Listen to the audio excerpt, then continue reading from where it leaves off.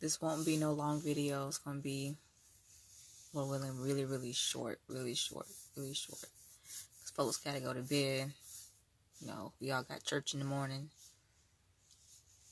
so it won't be long. It won't be long. I'll start as soon as I get a few people up here,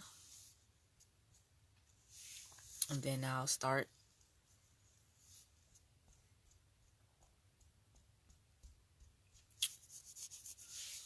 A little bit more, and then I'll start because I'm ready to go to bed.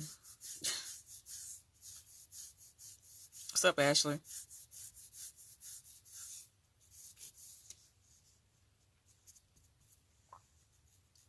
Oh, I know you are. Hey to you. But yeah, I know you are.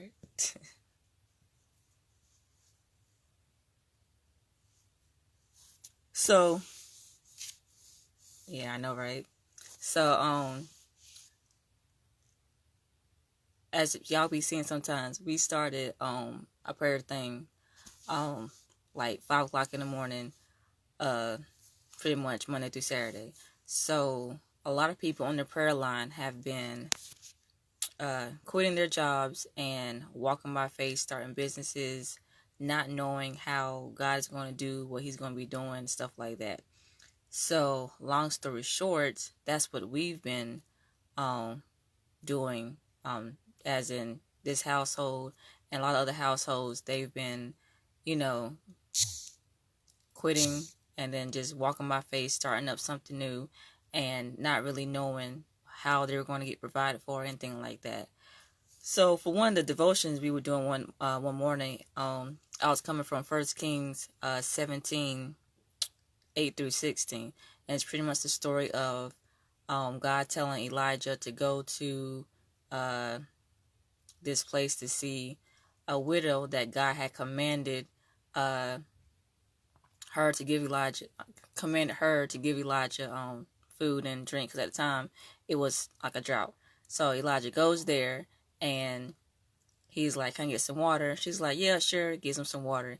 Then he's like, "Can I get some bread?" And she's like, "Yo, we only got like a little bit of flour and oil left. You know, I plan on baking that for me and my son, and then we're just gonna die because we got nothing left."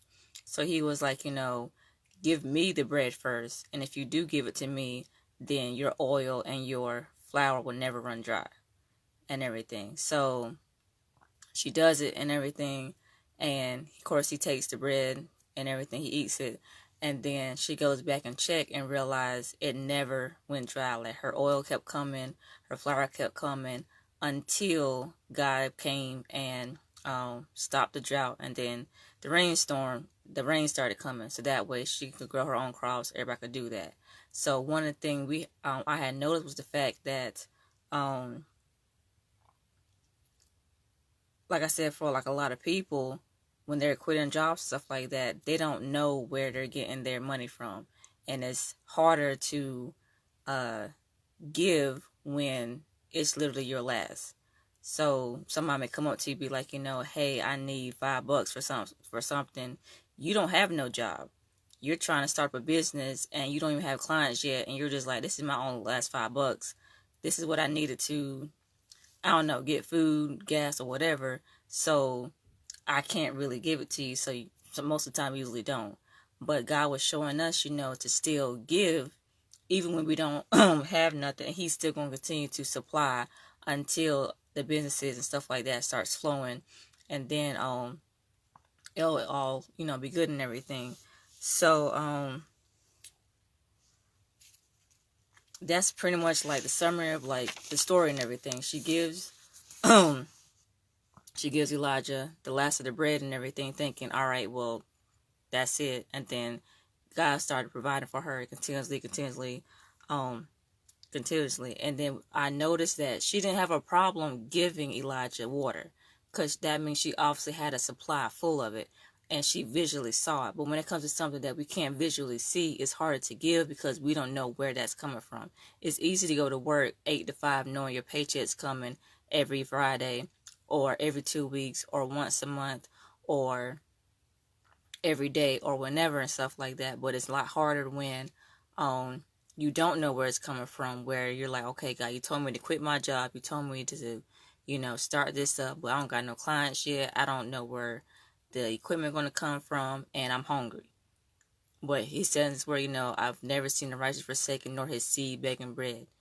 We don't beg for bread, because he tells us in Matthew, I think it's either 6 or 7, if he providing dew for the flowers, if he providing for the birds in the air, how much more is he going to provide for you? I mean, we're freaking humans with a soul, and those are just animals. He's going to provide for them, so of course he's going to provide for you and everything. So I knew when I was telling the devotion and everything, when it comes to a lot of us, when we speak a word from God, or we preach or we teach whatever, he usually makes sure we go through the same exact testing or trial or whatever we say, to make sure we're not, I guess in a way, being hypocrites. Like, you can't tell somebody, hey, walk by faith and and then when it's your turn to walk by faith, oh, you just don't do it. Like, it's still going to apply to you. And I knew it was going to happen soon. I didn't know when, but I knew it. So I was saying, now this started happening yesterday. So I'll say probably 3 or 2 hours later, after we got off the line and everything, a friend of mine hit me up. It was like, hey, we need a certain amount of money and everything. So I was like, okay, praying. But as soon as I sent, my heart started beating fast, and I was hearing to give pretty much our last that was in our account and everything. And I was just like, ooh, I mean, I know, Lord, we just spoke about this, but that's our last, though. Like, that's the money we're going to be needing for gas, because I had a photo shoot today. So, but I kept feeling it so heavy and like, just do it. So I was like, all right, let me go explain Joe the situation. Let me go tell Joe this whole entire thing I learned about First Kings and see what he says. So, I tell him, he was like, well, all you had to do was just say somebody needed help. I didn't need the story. I was like, well, I want to make sure you understood, the reason but why this is happening, because I spoke this earlier. So now it has to come to pass and everything. So I hit up, a few other friends. I was like, yo, so-and-so needs help. Can y'all just pitch in whichever y'all can? I might do this amount. Can y'all do this amount? So then we started blowing up our friend's phone like crazy with different amounts. And they got over the amount that they needed. And one thing I forgot to mention was that the way God's going to be providing for people who are quitting their jobs and starting up different things is through obedience.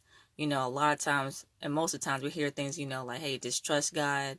Of course, he's going to provide, etc., etc., etc. But this time it's going to be more so of, I need you to trust me and obey, because they need to see, and I need to make sure you see that your heart is not, and your treasure is not with your money and everything. So you're going to have $20, and you can be like, all right, Lord, I'm about to go put this in the tank, and then somebody hit you up like, hey, I need $20. He's going to want to make sure that you're going to actually be able to give that $20 away, because you need to realize who your Father is. You need to realize where who's your provider and how you're going to get money. Just like with this sermon, I remember watching everything, they were teaching their daughter how to give and everything. And at first it was hard for her to give, but then she realized, oh, my daddy always buy me toys. I could always just give this away. So it was a lot easier for her to give stuff away, because she knew who her father was. She knew that whatever she gave away, he was going to make sure she was good. Not saying to give because you want to get money. No, give because, first of all, it's more blessed to give than receive. Second of all, it makes you feel freaking awesome. And third of all, you won't have to, it helps you learn to not worry about where the flow is going to come from, because you're being obedient, in the first place. So we sent that to our friend, they're like freaking amazing sign, because then they were going through their own struggle about, well, God, did we do something wrong? Were we in sin? Did we do blah, blah, blah, blah, blah? So it ended up blessing their souls. So I'm excited. So I'm just like, yo, because we literally just talked about this morning. That means our testimony coming around too. Not saying I was ready for the money part, but it was more so the fact of I was ready to see how God was going to do what he was going to do. So, I told you everything. He was excited. He was like, yeah, can't wait to see what he's going to do. da da da. And then this morning, we were on the line. It was pretty much the same exact thing about talking about, starting your business and, leaving your job, leaving the comfort and security of what you always get and just, obeying God. And for a lot of people, it's hard to let that go because of the unknown. The unknown is, fleshly wise, is fearful, but we can't be fearful about the unknown when God has already walked ahead of us already. So he's already been to the unknown. So he already done cleared out the path. You just got to walk it. Just because you haven't been down that path before doesn't mean that you should be fearful about it. He's already been there. Just like a trail. It's already laid out, mapped out. You're not fearful about walking down a trail because it's already got cement path and everything. You already know, okay, well, I know I'm going somewhere because it's already a path and everything. And I'm not scared. Like God is like that cement path. It's already marked out. He's already made a way for you, stuff like that. So, after the prayer line, this morning and everything, like I was still pumped. I'm just like, shoot, I'm about to just go out to the car and, see if he's going to, make more gas pop up in the gas tank and everything. And of course I went out there, I tried it, and it was still only like the little bit amount that we had. So I was like, all right, well, God, I was just saying, you could have done that. I'm not sure. And everything. So it's probably like a few hours later. It's always when it starts getting close to the time frame we start doubting God or start losing patience with God. And I don't know why we do that. Even though he's shown us plenty of times beforehand, I'm going to provide for you, just not on your time, and this is not Burger King, can have it your way.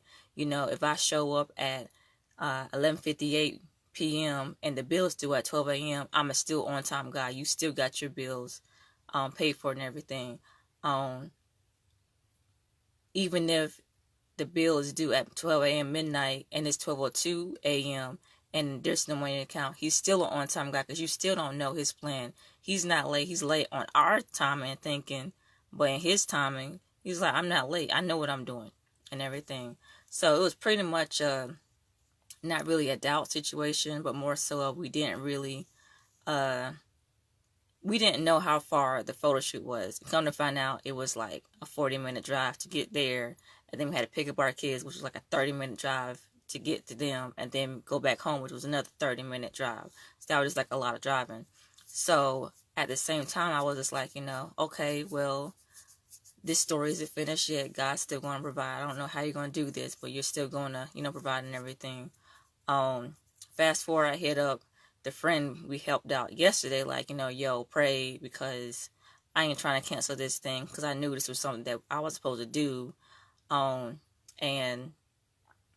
I didn't know what to do. She was like, all right, on it. So then, I'm trying to take a nap, and then my phone's blowing up because, well, what we did for our friend, they were now doing it to me, and I'm just like, are y'all serious right now? Like, I didn't know how to respond. I was laughing, I was smiling hard. I'm just like, this is crazy, because it reminded me back in the book of Acts, and how I think it's in chapter either 1 or 2, how the saints would come together and they would sell what they had to help out the other person. Everything that they had, it was the other person. It wasn't, no, this is mine, this is my shirt, my necklace. It was like, oh, this is your shirt too. I'm just gonna wear it today, tomorrow, hey, you can have that, stuff like that. And it really reminded me of the fact of the community and of how the body of saints are really like, when we come together, we're powerful and we literally lack nothing. Like it said that the saints, I think it's in like chapter 2, someone that like they lack nothing because they always gave and they always sold everything to help out the other person. So nobody really was like poor or anything like that. If you need a hoodie, somebody will give you a hoodie, boom, like you have a hoodie now, type of thing. So so now they're blowing up my phone, sending me and Joe gas money and everything, and it got to the point where it was over the amount, to the point where it's like, okay, we are good, we don't need anything else. And then my cousin hit me up, was like, yo, what's your PayPal? And I was like, no ma'am, we are good, like, no thank you, we're good and everything. She's like, you sure? I'm like, yeah, I'm sure. So then I was telling Joe, he was like, you shouldn't do that. I'm like, why? Like, I usually accept when somebody gives us something. I usually am quickly to accept Joe used to be the dude where he wouldn't accept because he didn't know how to accept. And so now he's changed to where he will accept. And the reason why I said no, because I felt like it was more than enough. Like, I didn't want to keep getting money when I'm like, yo, we are good. The gas tank's good. Like, you don't got to do that. And he was like, what if God want to give you thousands of dollars? You're going to tell him, no, you good? Like, that's way more than enough. He was like, you should never block a blessing or block somebody else trying to bless you, because then you're blocking what they're trying to do. You don't know what God has told them to do and everything and stuff like that. And I was like, yeah, you're right. I usually accept, but this time, like, I didn't want to accept it because I felt like it was more than enough. He was like, yeah, don't do that. And I was like, all right, well, if she hits me up, then I'll accept. So I think I eventually went to sleep and woke up, and she still sent me something. So I knew, like, that whole true community, told her my PayPal and everything. So I was like, yo, that's crazy, because Joe, I just told you if she hits me back up, then I will accept. And she literally just sent us even more. And so I'm just like, man, this is mind-blowing. It's crazy. But I know this testimony's not over with. Like, I knew deep down the testimony wasn't over with. I knew since yesterday I was going to have a testimony. I knew it was supposed to go on live tonight. So we get to the place. We do the shoot. It's awesome. We got to pray for somebody and talk to some people, stuff like that. And the thing is, I knew deep down I was going to get paid. I didn't 100% believe it or 100% want to be like assured about it, but I knew deep down, like, okay, they're going to pay me, because I knew who they were, type of person they were. I knew they were going to do that, but at the same time, I wasn't like 100% sure, and I knew that was going to be the end of the testimony. But so while we were leaving, I was telling her, like, yeah, I'm going live tonight, and she was like, oh, okay. And I said something, I remember. And then I was like, no, she was asking what I'm going to talk about. And I explained it to her. And I was like, but it's not the end of the testimony yet. So I got to wait until testimony's over with. So she was like, well, is your testimony, is your story done? And I was just like, no, it's not done yet. And literally after I said that, she was like, all right, well, I'll see y'all tomorrow at church. And then when she went to go give me a hug, she's like, sunlight the money in my hand. And I was just like, seriously? So in my head, I'm just like, okay, I knew this, but at the same time, I was just like, really, like, you going to do that? But I didn't block her, nothing like that. So I was like, I appreciate everything like that. And the thing is, when we went to the car, I forgot to say, when we were leaving to go to the photo shoot, remember I said this morning, I was like, let me just check the gas tank. Maybe God just put some more up in there. And there was nothing there. When we left to go to the photo shoot, Joe cranked the car. The gas meter went up halfway. So instead of having like a little bit of gas, we now have a half a tank full of gas. He was like, yo, that's crazy. Like, that literally just happened. I was just like, that is crazy, considering I just spoke about that this morning. Like, hey, maybe God's going to do that. So we already had a half a tank of gas to be able to get there, do everything else.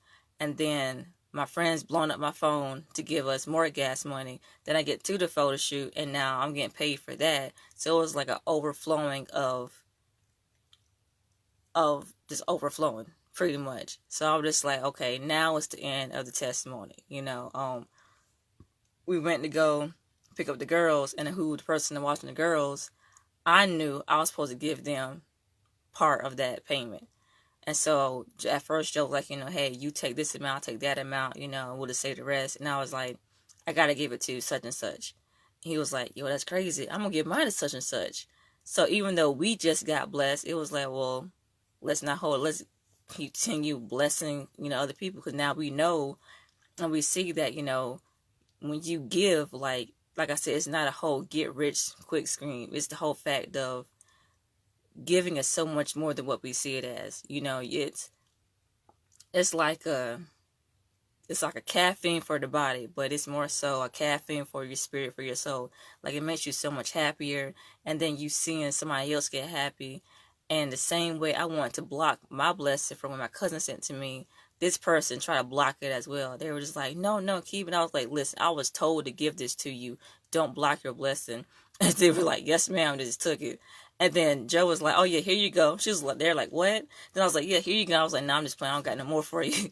But, one day that's going to happen to where, going out to people be like, yeah, I just want to bless you. Here you go. Next person, here you go. You're like, you know what? Here's another 100. You know what? Here's another 100.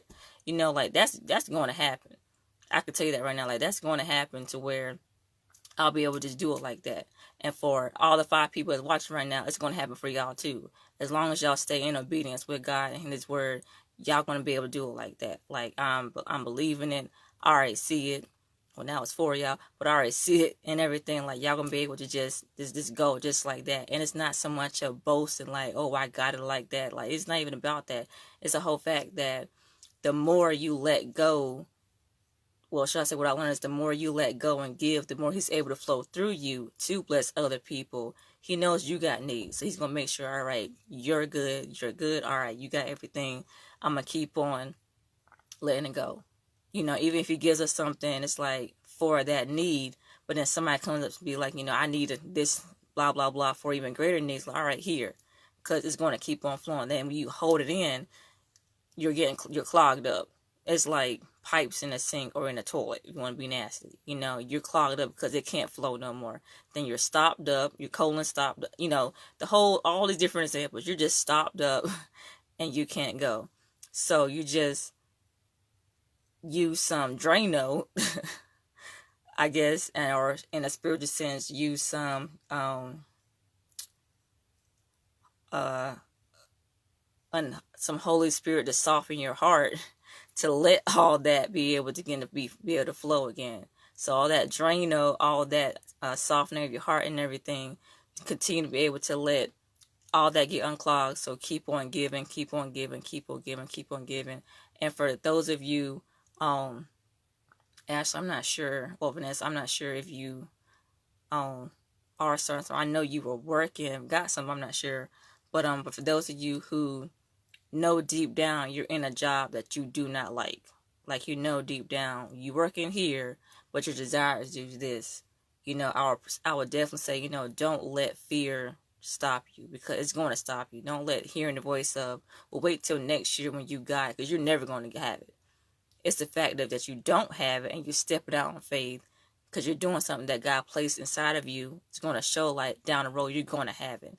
But don't let fear stop you. Don't let the unknown stop you. Don't let the lack of resources you have at that moment stop you, because you don't know who you connect to. It's crazy because on the line, we've all been learning we're connected to so many people. I have friends who didn't know I majored in accounting. It's like, yes, that was actually my major. I do know accounting stuff. I don't want to do your taxes because it's been so long, but when it comes to that financial part, I can do that stuff for you and everything. But they didn't know that, because when you don't talk about what you do or what you've done or all the different things, people are not going to know what you're capable of doing. But then when you start opening your mouth and realize, well, I'm good in this area, I'm good in that area, and you come together as a team, all together underneath one building, y'all like a multi-billionaire corporation. And it's just finances just sitting there wasting because you didn't want to open your mouth, or you was scared, or you was fearful about something. So don't be fearful. Don't be scared of the unknown. The Lord says, I'll never leave you nor forsake you. If He is calling you to let go of your security, I know it's hard because, people, the government got us good, 401k, if you're on assistance, you got, the food stamps, you got this, you got that, you got the Obama phones you may have not to pay for. You got all these different things. And it makes you feel safe, which is how they are able to trap us in a way. It makes you feel safe to where, like, well, I'm fine working this job. I may not be getting much, but, I'm fine working this job and everything. But you're still trapped by all these different governments, different things. Not saying there's nothing bad with it. There's nothing bad with it at all. But when you start being used to it and you start settling down, that's when it's bad, because now you're accepting being mediocre. You're accepting just kind of being it. Instead of just being like, I want to strive to be better. I want to strive to do X, Y, and Z. I want to do what I'm called to do and do what I love, instead of working at this 9-to-5 job that I'm bored and tired to do. So definitely, I'll say pray about it, but reach out to people. you'll be surprised about who you know, about what they do.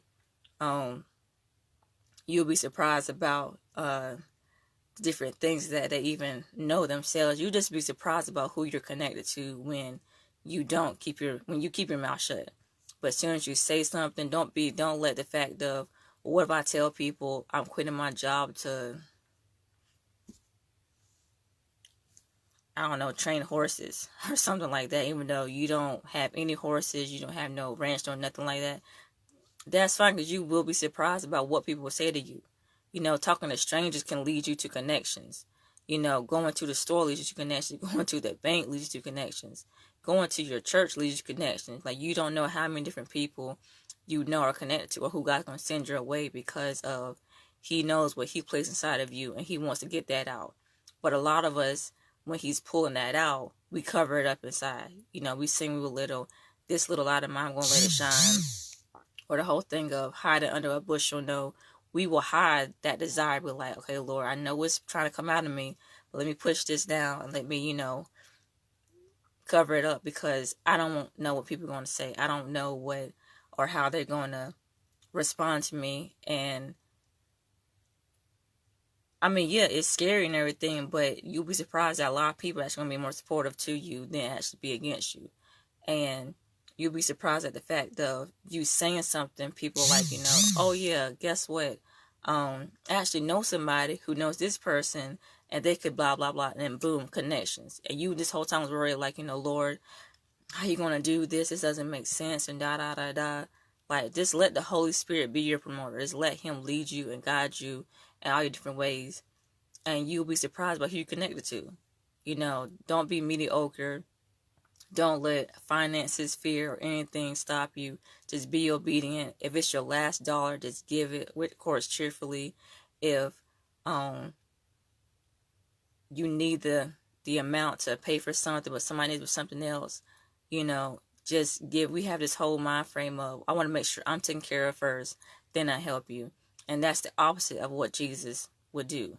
He didn't make sure He was good, then make sure you're good. He was like, no, I'm going to make sure you're taken care of, because I know my Father got you. Well, I'm sorry, I know my Father got me. Just let it flow. Let your giving hand flow. Let your giving hand flow. And at times, even when you do give, sometimes things are just going to happen. We're like, all right, I'm going to give you my last blah, blah, blah. And then say something breaks, or something crashes, something like that. And then the enemy will use it to be like, should you have even gave? I mean, you gave your last, and now you stuck. And you can start thinking, well, dang, maybe I shouldn't have give. Don't listen to that lie either. Be like, no, I'm going to be obedient. I'm going to keep on giving. Things are just going to happen. Enemy, I don't care what you say. I'm going to keep on doing it. It is what it is, because God got me. And then with you rebuking the enemy, standing on God's word and His promises, then boom, here comes that flow again. So it's like, okay, God just made sure I'm good. I still got left over. Let me just give that away too. Because I'm not going to lie. After I got paid today and I was hearing, to give it to the person, I low-key didn't want them to just like, I just got this. Why would I want to give this away? But then with everything that happened, I repented. I fixed my attitude. I was like, heck yeah, I'm going to do it. Like, I'm going to do it, And then that's when I told Joe, and he's just like, shoot, we both up in this together. So I'm going to sleep now. So I just pray y'all actually, pray about it, y'all. Follow y'all. I won't say follow your heart, because your heart is deceitful, but follow the desire that God's placing inside of you. Pray about it, and whatever He says, just be obedient and don't worry about nothing. If you do want to make that decision, but you don't know what to do, how to do it, I'm telling y'all, come on the prayer line. Not tomorrow, because we won't be up there, but Monday morning, we will get it out of you, whatever God has placed inside of you. We had somebody from Nigeria show up, and she was been praying about this whole entire thing, and didn't even know. That's what we've been talking about for the past few days. She's at a job that she, is barely making any money. She can barely pay for herself, and she's getting in debt. But her dream and her desire is to mentor children and everything like that. So then she's trying to find a new job. So we just start talking, and she now at the end of the whole entire thing, she gets clarity. So there's no telling what she's going to do. Maybe she's going to start her own mentorship for kids, or whatever. But I can tell you one thing, because she finally got up there, she heard the voice of the Lord and everything speaking to her and everything like that. She's gonna start something. She's not gonna go back to what she's been from. It's easy to conform back to or go into what you're comfortable in. It's easy to do that, but I know and I believe that she's going to start off her own thing, and that she's going to look back on it, from years from now and being like, wow, like I'm glad I got on that line and listened. And it really pushed her to do what she was called to do. So y'all have a great night and go to church.